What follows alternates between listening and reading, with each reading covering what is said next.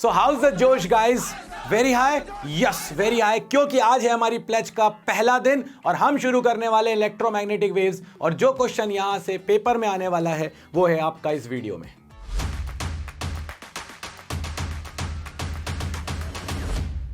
Electromagnetic waves पढ़ना वही है जो पेपर में आना है, इसके अलावा कुछ सोचना नहीं है। डिफिनेशन हो या कॉन्सेप्ट हो या कोई न्यूमेरिकल हो, सब यहीं पर मिलने वाला है तुम्हें। तो यार देखो, सबसे पहले इलेक्ट्रोमैग्नेटिक वेव्स, इलेक्ट्रो मतलब इलेक्ट्रिक फील्ड, मैग्नेटिक मतलब कि मैग्नेटिक फील्ड, और इलेक्ट्रिक और मैग्नेटिक फील्ड के ऑसिलेशन से जो वेव्स बनती हैं वो कहलाती हैं electromagnetic waves. Thanks to Maxwell जिसने ये इक्वेशंस बनाई और हमको ये बताया कि भाई जो सन से हमारे ऊपर सूर्य देवता जो प्रकाश डाल रहे हैं ना चारों तरफ से अपने ऊपर, वो जो है वो एक इलेक्ट्रिक और मैग्नेटिक फील्ड के वाइब्रेशन से मिलकर बना हुआ है। बिल्कुल सिंपल स्ट्रेट फॉरवर्ड डेफिनेशन क्या है हमारे पास? Electromagnetic waves are those waves in which electric and magnetic field vector changes sinusoidally and are perpendicular to each other. और जो इलेक्ट्रोमैग्नेटिक वेव्स होती है वो इन दोनों से भी परपेंडिकुलर होती है। आपको यहां तो आपकी वेव आगे बढ़ रही है, बट आपके एग्जाम में आपको सिर्फ दो साइनोसॉइडल वेव्स बनानी है,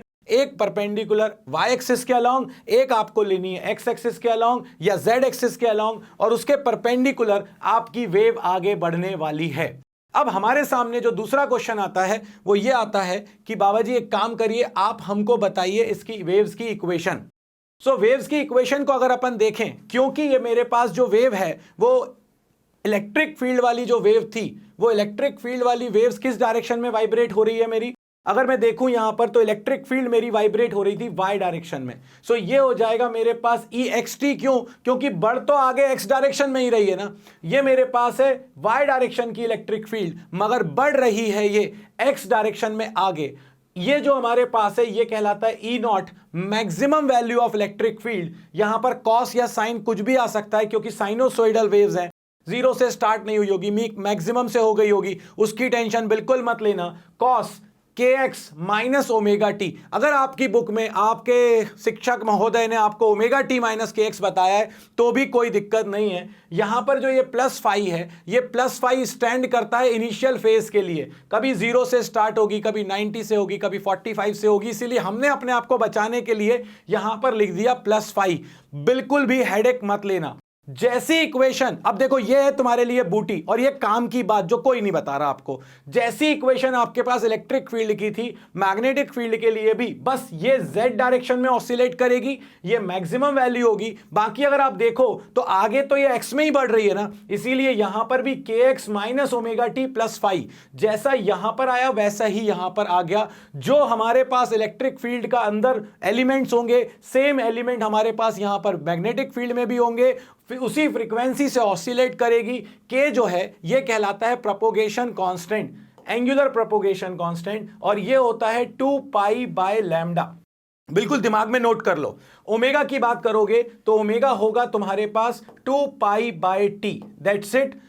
जब भी कोई इक्वेशन मिले, मैं अभी आपको ई और बी का एक रिलेशन और बता दूंगा जिससे आप आसानी से ई नॉट से बी नॉट निकाल पाओगे, बी नॉट से ई नॉट निकाल पाओगे। बट ये हमारी दो इक्वेशंस हैं और ये वो डायग्राम है जो आपको एग्जाम में बनाना है। आप चाहो तो इसमें ऐसे वाइब्रेशंस के साथ बना सकते हो। ये आपके पास इलेक्ट्रिक फील्ड का वाइब्रेशन है, ये आपके पास मैग्नेटिक फील्ड का वाइब्रेशन है, ये आपके पास डायरेक्शन ऑफ प्रोपोगेशन है, ये आपके पास एक कंप्लीट वेव हो गई, तो ये वेवलेंथ हो गई हमारे पास। ठीक, सो इस डायरेक्शन में मैग्नेटिक फील्ड, ऊपर की डायरेक्शन में इलेक्ट्रिक फील्ड, इस डायरेक्शन में प्रोपोगेशन, और ये दो इक्वेशंस, बस इतना दिमाग में रखना, इससे ज्यादा कुछ दिमाग में नहीं रखना। अब जो नेक्स्ट अपने पास आता है वो नेक्स्ट आता है मैक्सवेल इक्वेशंस। ये जो मैक्सवेल इक्वेशंस है ये मैं सिर्फ तुम्हें बताने की कोशिश कर रहा हूं, इसके अलावा इसमें ये टेंशन मत लेना कि हमें ये याद करना है। ये हम लोगों ने टर्म 1 में देखे हैं, बट मैक्सवेल ने ये बताया था कि किस तरह से इलेक्ट्रिक और मैग्नेटिक फील्ड एक दूसरे को प्रोड्यूस कर सकती हैं, एक दूसरे से इंटरलिंक्ड होती हैं,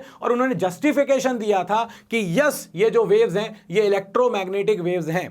इसके लिए उन्होंने क्या किया था? उन्होंने गॉस लॉ लिया था इलेक्ट्रोस्टैटिक्स का, integration E dot d s या d A is equal to Q by epsilon naught. अब आप में से कई लोग ये सोच रहे होंगे ये थोड़ी ना गॉस लॉ था भाई, electric flux is equal to Q by epsilon naught था और ये आपके पास इलेक्ट्रिक फ्लक्स का फॉर्मूला था। आपको चार चीजें याद रखनी अगर रखना चाहें तो, मैक्सवेल की equations, Gauss law in electrostatics पहली इक्वेशन, दूसरी इक्वेशन है गॉस लॉ इन मैग्नेटिज्म। भाई flux is equal to, magnet के अंदर यूनिपोल एग्जिस्ट नहीं करता, तो अगर किसी चीज ने इनक्लोज किया है किसी मैग्नेट को तो जितनी नॉर्थ से लाइंस निकलेंगी उतनी ही तो साउथ में वापस आएंगी। इसीलिए integration B dot D A, magnetic flux is zero because monopole exist नहीं करता। जो थर्ड हमारे पास आता है वो आता है फैराडेज लॉ। फैराडेज लॉ ने क्या कहा था, E is equal to D phi by D T, मगर जो हमारे पास ईएमएफ होता था उसको अपन इलेक्ट्रिक फील्ड के टर्म्स में लिख सकते हैं integration E dot D L. इसीलिए ये हो गया integration E dot D L is equal to minus D phi by D T.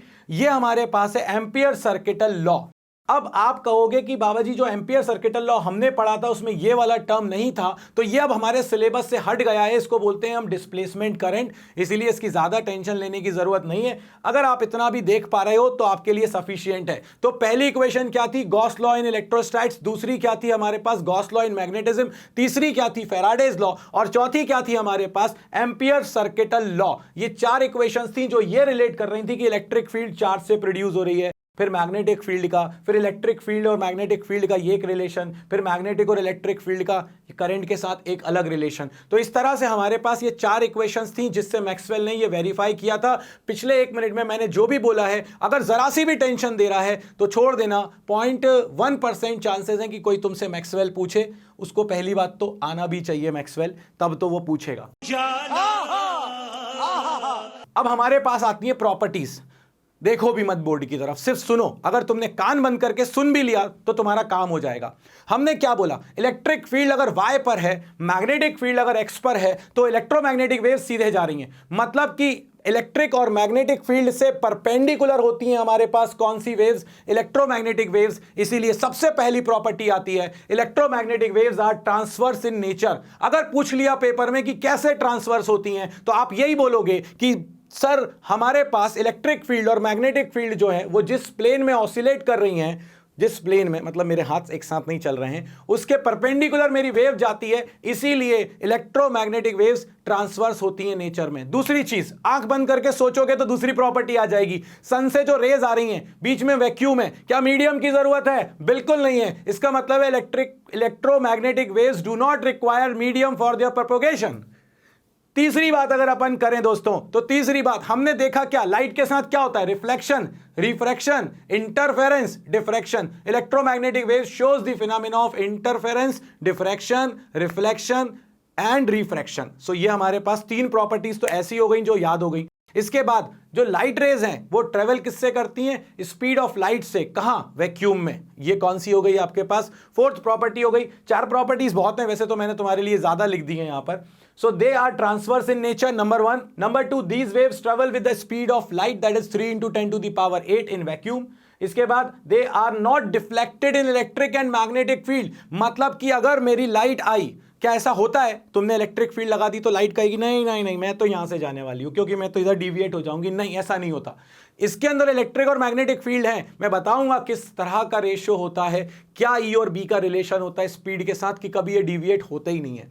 So electric और मैग्नेटिक फील्ड में ये डिविएट नहीं होते हैं। इसके बाद they can show interference, reflection, refraction, diffraction, polarisation. Need no medium for the propagation, may be polarised, मतलब इसको अपन पोलराइज कर सकते हैं। पोलराइजेशन सिलेबस में नहीं है इसीलिए भूल जाओ। 5 प्रॉपर्टीज काफी हैं तुम्हारे पास इलेक्ट्रोमैग्नेटिक वेव्स को सीधे यहां घुसाने के लिए। आंख बंद करोगे, सबसे पहली प्रॉपर्टी ट्रांसवर्स, दूसरी प्रॉपर्टी मीडियम की जरूरत नहीं है, तीसरी प्रॉपर्टी इलेक्ट्रिक और मैग्नेटिक फील्ड में डिविएट नहीं होती, fourth property speed of light से ट्रेवल करती हैं, fifth property reflection, refraction, interference, polarisation, diffraction, ये सारी फिनोमेना शो करती हैं। कहानी खत्म हो गई, कोई बुक खोलने की जरूरत नहीं है, बस ये प्रॉपर्टी लिखोगे, मार्क्स पूरे पा जाओगे। अब अपने पास जो नेक्स्ट पॉइंट आता है वो नेक्स्ट पॉइंट आता है कुछ लॉजिकल क्वेश्चंस। आपसे कहा गया electromagnetic waves carry energy and momentum, इसको प्रूफ करो। ये आपके, अगर आप में से किसी ने गलती से वो जो सैंपल पेपर आया है उसको भी देखा होगा तो आप समझ जाओगे कि ये क्वेश्चन वहां है। एनर्जी कैसे कैरी करती हैं? तो हमारे पास प्लैंक का फॉर्मूला है E is equal to H nu. अगर E is equal to H nu को हम देखें तो ये हमारे पास किसी फ्रीक्वेंसी के साथ एसोसिएटेड एनर्जी हो गई। तो भाई लाइट वेव्स के पास एनर्जी है, क्यों? क्योंकि उसके पास फ्रीक्वेंसी है, तो अपन ने पकड़ लिया। दूसरी चीज हमसे क्या कहा गया? मोमेंटम। तो यार याद करो, अगर हम लोग देखें तो फ्रीक्वेंसी को लिख सकते हैं c बाय लैम्डा। जैसे ही आपने लिखा फ्रीक्वेंसी को c बाय लैम्डा, आपने यहां पर लिख दिया h और फ्रीक्वेंसी हो गई c by lambda. So E is equal to h c by lambda. h by lambda according to de Broglie, h by lambda या lambda according to de Broglie अगर आप देखो तो लैम्डा होता है h अपॉन p। तो इसके according lambda इधर और p उधर, तो ये अगर अपन देखें इंटरचेंज कर दें तो h अपॉन लैम्डा बन जाएगा p। तो E is equal to P C. तो मोमेंटम आपके पास आ जाएगा E बाई सी। इससे ये प्रूफ हो गया कि इलेक्ट्रोमैग्नेटिक वेव्स के पास एनर्जी भी होती है, इलेक्ट्रोमैग्नेटिक वेव्स के पास मोमेंटम भी होता है। कितना होता है? E बाई सी। भूल मत जाना। क्यों बोल रहा हूं भूल मत जाना? वो 2 मिनट के बाद बताऊंगा। अब तुम सोच रहे होगे कि बाबा जी स्क्रीनशॉट लेने का मौका दे दो। बिल्कुल जरूरत नहीं है दोस्तों, नीचे नोट्स मिल जाएंगे। इन नोट्स को तुमको सिर्फ और सिर्फ डाउनलोड करके प्रिंट लेकर बस एक बार रीड करना है, और ये इस 1 घंटे के अंदर ही करना है तुमको। चलिए नेक्स्ट क्वेश्चन अब अपने सामने आता है, और वो क्वेश्चन ये कहता है अपन से कि इलेक्ट्रोमैग्नेटिक वेव्स एक्सर्ट प्रेशर। अब अगर तुम ठंडे दिमाग से सोचो तो तुम्हारे पास प्रेशर का फॉर्मूला क्या होता है? प्रेशर का फॉर्मूला होता है फोर्स अपॉन एरिया। मतलब अपन आंख बंद करके भी इस फॉर्मूले को निकाल सकते हैं। Force according to Newton second law, sir Newton, force is equal to rate of change of momentum delta p by delta t. So यहां पर रख दिया। अब अपन को सिर्फ और सिर्फ चाहिए कि मोमेंटम कितना बदल रहा है। तो इलेक्ट्रोमैग्नेटिक वेव्स, अभी मैंने बताया तुमको, क्या बताया था? अगर तुमको याद आए जो मैंने अभी तुमसे शेयर किया था, और मैंने तुमसे कहा भी था कि इसको घोंट डालो, मोमेंटम का फॉर्मूला होता है E बाय सी। अगर मोमेंटम का फॉर्मूला होता है अपने पास E बाय सी, तो यहां पर अगर एक वेव है जो कि रिफ्लेक्ट हो रही है, ठीक है, अगर ये वेव आ रही है तो इसका मोमेंटम होगा E बाय सी। भैया बाउंस बैक कर गई उसी मीडियम में, तो क्योंकि डायरेक्शन बदल गई इसलिए माइनस E बाय सी। तो चेंज इन मोमेंटम कितना होगा? This minus this. ये पहले से ही माइनस था, जब इसको माइनस करोगे तो ये आ जाएगा 2E by C. Minus minus की टेंशन मत लो। सो ये आ जाएगा 2E बाई सी। तो अपना जो मोमेंटम चेंज हो रहा है पर सेकंड वो हो जाएगा 2E बाई सी। यहां पर रख दो तो ये आ जाएगा 2E बाई सी इंटू ए। मैं बहुत भारी भारी बातें कर रहा हूं ना, इसीलिए कर रहा हूं क्योंकि पेपर में अगर लॉजिकल कुछ आया तो छूटना नहीं चाहिए। दिमाग में सारी चीजें रखो। क्यों? क्योंकि अब हमको सिर्फ और सिर्फ 20-25 मिनट ही तो ध्यान देना है। बस देते रहो, बीच में ब्रेक कर लेना, पॉज ले लेना, कॉफी पी लेना, जो करना है करो, मगर इस वीडियो को पूरी इंटेंसिटी के साथ जैसे बाबा जी रिकॉर्ड कर रहे हैं ना, तुम्हें देखना है इसको। अब आ जाओ, अगर किसी ने कहा कि रिफ्लेक्शन नहीं हुआ, एब्जॉर्प्शन हो गया, तो आया E बाय सी से था जो अभी अपन ने देखा मोमेंटम, बट एब्जॉर्ब हो गया। एब्जॉर्ब हो गया तो कहानी खत्म। तो चेंज इन मोमेंटम हो गया E बाय सी। यहां पर रख दिया E बाय सी। ए तो पहले से ही आया हुआ था, कहानी खत्म। ये आ गया आपके पास मोमेंटम। इसका मतलब है इलेक्ट्रोमैग्नेटिक वेव्स मोमेंटम भी कैरी करती हैं। मैं यकीन दिला रहा हूं तुमको, तुम जब भी कोई बुक उठाकर देखोगे, किसी और से पढ़ने की कोशिश करोगे, इसमें 50 चीजें तुम्हें सुना दी जाएंगी। इतनी चीजों की जरूरत नहीं है। सिंपल सा एक फॉर्मूला था, उसको देखने की जरूरत थी। दोस्तों चीजें बहुत आसान है, नजर बदलो नजारे बदल जाएंगे, और वही बदलने की कोशिश कर रहा हूं। देखो जरा नेक्स्ट, अब क्या अपने पास आएगा? अब अपने पास आएगा कि स्पीड E और B का, मैंने तुमसे कहा था E और B को कैसे रिलेट करें, क्योंकि जब मेरी इलेक्ट्रोमैग्नेटिक वेव अंदर आती है मीडियम में तो इलेक्ट्रिक फील्ड से बोलती है ना रे ना रे ना, मैं डिविएट नहीं होंगी। मैग्नेटिक फील्ड से बोलती है मैं डिविएट नहीं होने वाली। तो अगर मेरी इलेक्ट्रोमैग्नेटिक वेव इलेक्ट्रिक फील्ड में भी डिविएट नहीं हो रही, मैग्नेटिक फील्ड में भी डिविएट नहीं हो रही, तो इसका मतलब है कि जितना इलेक्ट्रिक फोर्स का लग रहा होगा उतना ही मैग्नेटिक लग रहा होगा। अब ये तुम्हारे पुराने पाप आ गए सामने। जो मैग्नेटिक फोर्स होता है तुम्हारे पास वो हो जाता है QVB, और जो इलेक्ट्रिक फोर्स होता है वो होता है QE। अगर इक्वेट कर दें, Q से Q कैंसिल, वेलोसिटी तुम्हारे पास निकल के आ जाएगी E बाय B। और ये फॉर्मूला न्यूमेरिकल के पॉइंट ऑफ व्यू से जो अपन इसी वीडियो में करेंगे बहुत इंपॉर्टेंट है। ये फॉर्मूला अगर मैं देखूं वैक्यूम में हूं तो स्पीड ऑफ लाइट हो जाएगी C। तो अगर मैं E पता है तो मैं B निकाल सकता हूं C से डिवाइड करके। अगर मुझे B पता है तो C का मल्टीप्लाई करके E का मैग्नीट्यूड निकाल सकता हूं, और ये दोनों इसकी पीक वैल्यूज हैं। That's it. इलेक्ट्रिक और मैग्नेटिक फील्ड में डिविएट नहीं हो रही, उससे अपना रिलेशन निकल के आ गया। अब आता है अपने पास नेक्स्ट, और नेक्स्ट क्या होता है? नेक्स्ट है अपने पास, ये आएगा इस तरह का एक फॉर्मूले का डेरिवेशन। आपसे कहा जाएगा प्रूव करो C is equals to 1 upon under root mu naught epsilon naught. तो इलेक्ट्रिक फील्ड में अपने एक साले साहब थे, याद आया? 9 into 10 to the power 9 is equal to 1 upon 4 pi epsilon naught. जैसे शादी के बाद दहेज में आ जाते हैं ना साले साहब, एक हमारे सामने भी बैठे, खैर, तो उसी तरह से इलेक्ट्रिक फील्ड में भी हमारे पास 1 अपॉन 4 पाई एप्सिलॉन नॉट की वैल्यू हो जाएगी 9 into 10 to the power 9 mu naught upon 4 pi. ये मैग्नेटिक फील्ड के साले साहब थे, सारी मैग्नेटिक फील्ड वाले फॉर्मूले में आ रहे थे। इनकी वैल्यू थी 10 की पावर -7। अगर मैं इन दोनों को डिवाइड कर दूं तो 9 into 10 to the power 9 upon 10 to the power -7, ये ऊपर गया, आंसर आया 9 इंटू 10 टू दी पावर 16, और 4 पाई से 4 पाई कैंसिल, ये पहुंच जाएगा इधर। अगर तुम्हारे मैथ्स वाले शिक्षक महोदय ने तुम्हारे ऊपर अत्याचार ना किया हो तो तुम ये समझ गए होगे कि ये 4 पाई ऊपर जाएगा और म्यू नॉट यहां आ जाएगा। नहीं तो कई लोग म्यू नॉट को ऊपर पहुंचा देते हैं, ऐसी गलती मत करना। 1 upon mu naught epsilon naught हो जाएगा 9 into 10 to the power 16। 1 upon mu naught epsilon naught 9 into 10 to the power 16 को अपन लिख सकते हैं 3 इंटू 10 टू दी पावर 8 का whole square. So 1 upon mu naught epsilon naught, speed of light का square, square हटाया root आ गया, ये आपके पास प्रूव हो गया। ये एक और प्रूफ था जो आपसे पूछा जा सकता है।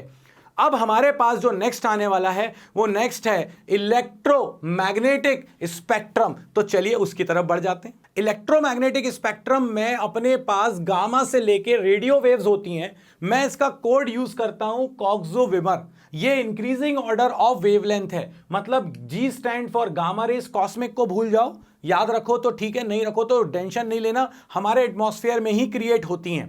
ये हमारे पास है गामा, फिर आता है एक्स रेस, एक्स यूवी के लिए अल्ट्रावायलेट रेस की, वी के लिए विजिबल रेस, आई के लिए इंफ्रारेड रेस, एम के लिए माइक्रो, आर के लिए रेडियो। रेडियो में भी बहुत कुछ होता है बट अपन को इतना याद रखना है। अब क्योंकि मैं सारे कमेंट पढ़ता हूं तुम लोगों के, तो मुझे किसी ने एक बहुत बढ़िया सा कोड दिया कि बाबा जी कॉक्सो-विमर की जगह पर आप बोल सकते हो गाड़ी XUV in my range, and I really love this comment. ऐसे कई कोट्स आप लोग भी कोट कर सकते हो जो आप यूज कर रहे हो ताकि दूसरों का फायदा हो। मैं भाई तुमसे भी सीखता हूं, मैं हमेशा कहता हूं तुम मुझसे सीख रहे हो, मैं तुमसे सीख रहा हूं। तो अगर आप कोई ऐसा कोड यूज कर रहे हो तो आप शेयर कर सकते हो, डेफिनेटली नेक्स्ट वीडियो में मैं वो जरूर शेयर करूंगा। सो गाड़ी G stand for gamma, X x rays, U ultraviolet, V visible, इनका I infrared, M for micro and R for radio. So गाड़ी XUV इन माई रेंज। हाँ अभी तो आ जाएगी, अब नहीं आई होगी तो, बट तुम्हारी रेंज में आ जाएगी अगर तुम ये सब अच्छे से पढ़ लोगे तो 8 बजे याद से, जो मैं हर बार बोलता हूं। इसके बाद हमारे पास है, ये हमारे पास है इंक्रीजिंग ऑर्डर ऑफ वेवलेंथ। तो अगर ये कोड याद है तो तुम्हें वेवलेंथ ये याद हो गया कि इंक्रीजिंग ऑर्डर ऑफ वेवलेंथ क्या है हमारे पास, या फिर आप इसको बोल सकते हो डिक्रीजिंग ऑर्डर ऑफ फ्रीक्वेंसी। तो ये हमारे पास हो गया कोड, और ये हमारे पास हो गया इलेक्ट्रोमैग्नेटिक स्पेक्ट्रम। अब हमसे जो पूछा जाता है एग्जाम में, वो पूछा जाता है इसकी फ्रीक्वेंसी की रेंज, कैसे ये प्रोड्यूस होता है, क्या इसकी वेवलेंथ की रेंज होगी, कैसे हम इसको डिटेक्ट करेंगे। तो बहुत सिंपल से आपको नोट्स दे रहा हूं, इन नोट्स से आपका काम हो जाएगा। अगर हम देखें रेडियो के लिए हमारी ये होती है फ्रीक्वेंसी रेंज। मैं आपसे, आप कहोगे कि बाबा जी हम याद कैसे करेंगे फ्रीक्वेंसी रेंज, याद करने को बोल कौन रहा है, याद करो आप सिर्फ वेवलेंथ की रेंज। गामा के लिए वेवलेंथ की रेंज होती है 0.001 नैनोमीटर या इससे कम की अगर कोई वेवलेंथ होगी तो। अब आप क्या करो, आपके पास फॉर्मूला है frequency is equal to C upon lambda. इसमें वेवलेंथ रख दो, आपको फ्रीक्वेंसी की रेंज पता चल जाएगी, किस रेंज में या किस फ्रीक्वेंसी से कम या किस फ्रीक्वेंसी से ज्यादा पर गामा होगी। ये वाला सेक्शन याद करने की जरूरत नहीं है क्योंकि 10 टू दी पावर का ही आइडिया लगाना है, एग्जैक्ट रेंज की जरूरत नहीं पड़ेगी। सो ये फ्रीक्वेंसी को घुट्टा मारना की जरूरत नहीं है, सिर्फ वेवलेंथ को घुट्टा मारना है। 0.01 नैनोमीटर से कम, 0.01 नैनोमीटर से 1 नैनोमीटर जाओगे तो एक्सरेज, 1 नैनोमीटर से 400 नैनोमीटर अल्ट्रावायलेट रेज, 400 से 700 नैनोमीटर विजिबल रेज, 700 से 1 मिलीमीटर पे इंफ्रारेड, इन 1 मिलीमीटर से 0.1 मीटर तक माइक्रो, 0.1 मीटर या 1 मीटर से ज्यादा हुई तो अपने पास पहुंच जाएगा वो रेडियो की तरफ, 0.1 मीटर से ज्यादा। अब अगर अपन देखें तो गामा रेस कहां से प्रोड्यूस होती हैं, जितने भी रेडियो एक्टिव मटीरियल्स हैं एक्सरेज कैसे प्रोड्यूस होती हैं? जब कोई इनर शेल इलेक्ट्रॉन या एक्सरे ट्यूब से, ठीक, इनर शेल इलेक्ट्रॉन जब हायर में जाता है, जब वापस आता है तो एक्सरेज प्रोड्यूस करता है। ऐसे ही अपन यूवी रेज भी प्रोड्यूस करते हैं। ऐसे ही अपन बाहर बाहर अगर ट्रांजिशन हो रहा है तो अपन विजिबल रेज भी प्रोड्यूस करते हैं। एटम के वाइब्रेशन से मैंने उचकना स्टार्ट कर दिया, मेरी बॉडी हीट अप हो जाएगी, मेरे को पसीना आना शुरू हो जाएगा, मेरे मॉलिक्यूल्स सारे हिलने लगेंगे। पसीना आ गया मतलब कि मेरी बॉडी का टेम्परेचर बढ़ गया, आईआर रेज निकल रही होंगी, हीट अप हो गई। तो वाइब्रेशन से मैं हीट अप करता हूं। क्लिस्ट्रॉन की बात करूं तो क्लिस्ट्रॉन ट्यूब आपके लिए यूज होती है जब आप माइक्रोवेव्स प्रोड्यूस करते हो। और रेडियो तो अपन सब लोग सुन रहे हैं, एंटीना लगाना पड़ता है ना एफएम सुनने के लिए। उसके अंदर क्या होता है, करंट फ्लो हो रहा होता है। तो भाई rapid acceleration, D acceleration of electron से हम लोग प्रोड्यूस करते हैं रेडियो वेव्स। तो ये हमारे पास सोर्सेज हैं। और अगर तुम फंस जाओ पेपर में तो बाबा जी किस काम आएंगे? तो भाई आंख बंद करना, बाबा जी को याद करना और सोर्स लिख देना सन। ऑप्शन तो तुम्हारे पास है नहीं, अब याद आ नहीं रहा तो अब देखो सन से तो सारी की सारी आ रही है ना, तो वो जो एक चेकर होगा ना उसको कुछ ना कुछ नंबर तुम्हें देने ही पड़ेंगे अगर ये याद नहीं आए तो। डिटेक्शन के लिए मैक्सिमम आप देखोगे आपको फोटोग्राफिक फिल्म चाहिए। एक्सरेज हो, अल्ट्रावायलेट रेज हो, विजिबल रेज हो, इन सब के लिए हम लोग बेसिकली यूज कर रहे होते हैं एक फोटोग्राफिक फिल्म जिस पर ये लाइट पड़ती है और अचानक से वहां फ्लोरोसेंस प्रोड्यूस करेगी या इंप्रेशन छोड़ जाएगी, जिससे अपन डिटेक्ट कर लेंगे कि यहां पर ये पर्टिकुलर लाइट है। सो ये आपके पास जो भी मैंने आपको बताया ये पर्टिकुलर आपके पास है जनरेशन, डिटेक्शन, और ये आपको नोट्स में नीचे मिल जाएगा। अब अपने पास जो कहानी आती है नेक्स्ट, वो कहानी आती है कि इनके यूजेस क्या हैं। यहीं से क्वेश्चन आता है, इसकी इसी वीडियो में तुम्हें वो क्वेश्चंस मिलेंगे। सो रेडियो वेव्स बेसिकली यूज होती है रेडियो एंड टीवी कम्युनिकेशन में, इन एस्ट्रोनॉमिकल फील्ड। अगर तुम लोगों ने सुना हो तो अपन लोग नॉर्मल टेलीस्कोप की बातें करते हैं, बट रेडियो टेलीस्कोप भी होता है जो दूर दूर की गैलेक्सीज को देखने के काम आता है। हबल्स को तो आप सब जानते हैं। हबल्स के अलावा भी अब बहुत बड़ा टेलीस्कोप बाहर हमने लॉन्च कर दिया है, हम मतलब कि यूएस ने, एज अ अर्थ वालों को हम ही बोलेंगे।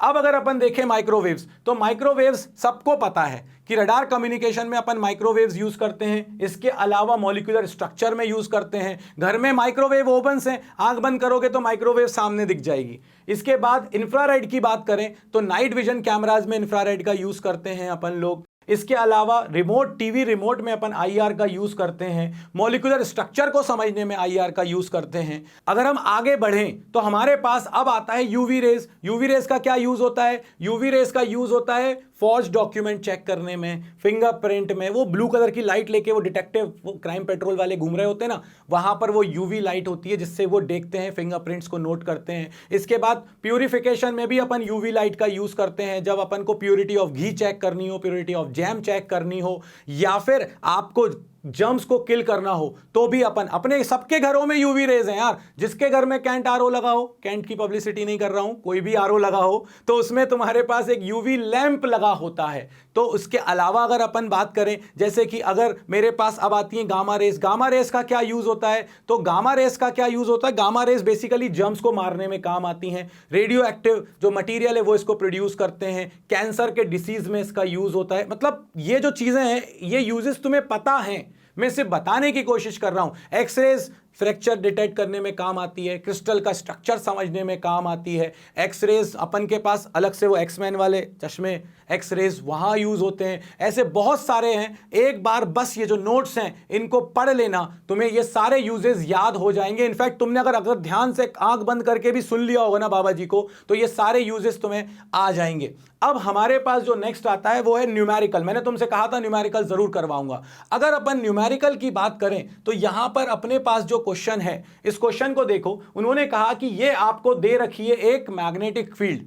अब अंदर देखो गौर से, यहां एक्स है, इसका मतलब है कि एक्स डायरेक्शन में इलेक्ट्रोमैग्नेटिक वेव आगे बढ़ रही है। मैंने तुमसे कहा था अगर तुम्हें इलेक्ट्रिक फील्ड, मैग्नेटिक फील्ड दी जाए तो क्या तुम इलेक्ट्रिक फील्ड निकाल सकते हो? बिल्कुल निकाल सकते हो। ये तो सारी की सारी चीजें सेम होंगी इलेक्ट्रिक फील्ड के अंदर भी, सिर्फ बदलेगा क्या? आगे की पीक वैल्यू। अब उन्होंने अपन से मांगा क्या है? Calculate wavelength. मैंने आपसे कहा था अंदर फॉर्मूला होता है अपने पास के एक्स, तो x के साथ जो भी आता है वो होता है k।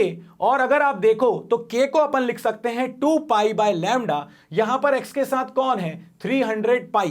तो 300 पाई, तो 2 पाई बाय लैम्डा हो जाएगा 300 पाई। पाई से पाई को कैंसिल कर दो, लैम्डा को इधर लाओ, 300 को नीचे ले जाओ, आपके पास आ जाएगा 2/300 यानी कि 0.0067 मीटर। ये आपके पास आ गई वेवलेंथ। पहले वाले क्वेश्चन का सॉल्यूशन हो गया। सिर्फ इक्वेट करना था, अपनी मेन इक्वेशन से कंपेयर करना था, क्वेश्चन खत्म। अब क्या चाहिए? उन्होंने बोला इलेक्ट्रिक फील्ड का भी निकालो। तो अगर ये y में है, मैं अपनी वेव जा रही है x में, तो इलेक्ट्रिक फील्ड किस में होगी? z में होगी। अब इलेक्ट्रिक फील्ड अगर अपनी z में है तो मैंने क्या कहा कि अंदर का जो एक्सप्रेशन है वो तो बिल्कुल ही वैसा होगा जो कि अपना मैग्नेटिक फील्ड का था। तो ये एक्सप्रेशन तो बिल्कुल वैसे ही आ गया। अब अपन ने क्या सीखा था? E/B is equal to C. तो E is equal to C into B. Magnetic field की मैक्सिमम वैल्यू क्या दी हुई थी क्वेश्चन में? 3 × 8 × 10⁻⁻6। सी की वैल्यू रख दी 3 × 10⁸। जैसे ही मल्टीप्लाई करोगे इलेक्ट्रिक फील्ड की मैक्सिमम वैल्यू आपके सामने निकल के आ जाएगी 2400। That's it. यहां पर रख दिया मैक्सिमम वैल्यू, बाकी जो भी मैग्नेटिक फील्ड में लिखा था सेम का सेम लिख दिया। आपका आंसर आपके सामने आ जाएगा। क्वेश्चन भारी सा दिख रहा था, क्वेश्चन में कुछ भी नहीं था यार, कुछ भी नहीं था। जो x के साथ है वो k है, जो t के साथ है वो ओमेगा है। इसमें मैं फ्रीक्वेंसी निकाल सकता हूं, टाइम पीरियड निकाल सकता हूं, ओमेगा निकाल सकता हूं, वेवलेंथ निकाल सकता हूं, फ्रीक्वेंसी निकाल सकता हूं। आप मुझसे निकलवाओ, क्या निकलवाना है, सिर्फ मुझे इक्वेट करना है। और जो दूसरा फॉर्मूला यूज होता है वो होता है E/B is equal to C. That's it. कहानी खत्म, पैसा हजम। इसके बाद जो एक और वेराइटी आती है क्वेश्चन की, वो क्या आती है? वो बोलेंगे identify the following electromagnetic radiation as per the wavelength given below।